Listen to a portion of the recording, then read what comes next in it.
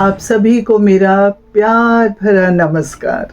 मैं डॉक्टर अपजीत कौर, नेत्र विभाग की विभागाध्यक्ष और वर्तमान में किंग जॉर्ज मेडिकल यूनिवर्सिटी की प्रोवीसी हूँ। मैं यहाँ आपसे कुछ क्षणों के लिए बात कर रही हूँ वर्ल्ड साइट डे पे, मतलब विश्व में रोशनी के ऊपर एक दिन सुनिश्चित किया गया है।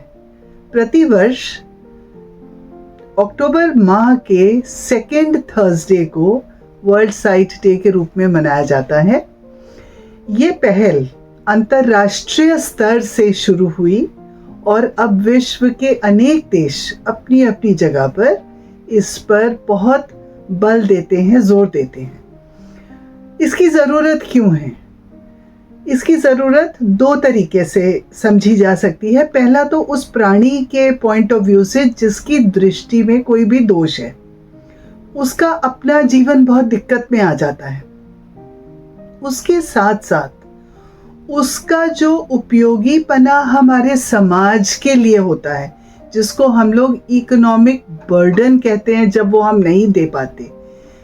एक व्यक्ति के बीमार होने से उसका परिवार किस तरह से उसके साथ इफ़ेक्ट्स लाने के लिए, ट्रीटमेंट लेने के लिए परेशान होता है, पैसा खर्च होता है, नौकरी के दिनों में छुट्टी लेनी पड़ती है, तो प्रोडक्टिविटी जनरली कम हो जाती है जब हमारी रोशनी खराब हो जाती है।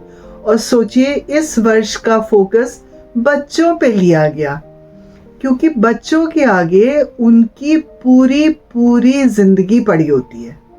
तो इसलिए बच्चों के प्रति जागरूकता हमारे समाज में हो और हर स्तर पर जितने बड़े हैं, घर में पेरेंट्स, स्कूल्स में टीचर्स, समाज के अंदर बाकी जो वृद्ध हैं, हम सब एक प्लेज लें, एक प्रण लें कि हम अपने बच्चों की आंखों की तरफ सजग और चैतन्य रूप में रहेंगे।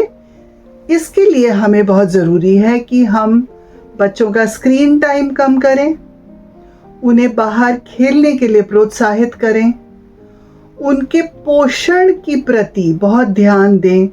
यदि बच्चा खाना नहीं खा रहा है तो वो किस वजह से नहीं खा रहा है, उसकी जांच करवाएं। और एक जो सामाजिक कुरीति मैं कहूँगी कि जो चश्मा लगाता है उसको एक हीन भाव से देखा जाता है। चश्मा जो लगाते हैं उनके प्रति हमें एक हीन भाव नहीं रखना चाहिए। जब हम ऐसा करते हैं तो वो अपना चश्मा नहीं पहनते, जिसकी वजह से उनकी जो आईसाइट है वो विकसित नहीं हो पाती और बड़ी उम्र में ये हमेशा के लिए एक परमानेंट सा डिफेक्ट रह जाता है उनके जीवन का, जो अगर बचपन में ध्यान दे दिया होता तो वो आज इस स्थिति में विकलांगता के रूप में प्रस्तुत ना होते। तो मैं आप सबसे ये चाहूँगी कि प्लीज़ इन सब पॉइंट्स पे ध्यान दें और हम सभी साथ मिल के इस मुश्किल को हल करें। धन्यवाद।